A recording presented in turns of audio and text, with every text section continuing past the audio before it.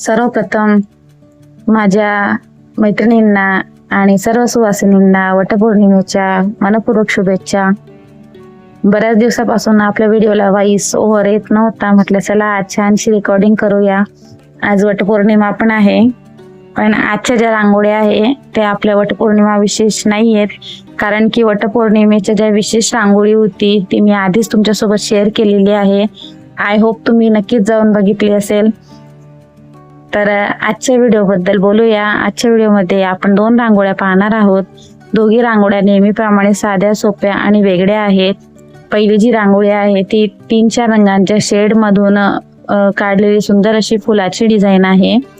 आणि या रांगोळीमध्ये विशेषतः अशी आहे की सुरुवातीला जो मी रंग वापरलेला आहे, जो असा लाईट कलर दिसतोय तो वेस्ट कलर आहे। तो कलर वेस्ट करण्यापेक्षा मी त्याच्यातून सुंदर असं फुलाचा आकार काढलेला आहे। तर वेस्ट रांगोळीचाही छान वापर करून आपण छान अशी रांगोळी बनवू शकतो। तर नक्कीच तुम्ही ट्राय करा। आणि दुसरी जी रांगोळी आहे ती कशी आहे ते पाहण्यासाठी व्हिडिओ नक्की शेवटपर्यंत बघा। आवडल्यास लाईक, शेअर, सबस्क्राईब नक्की करा।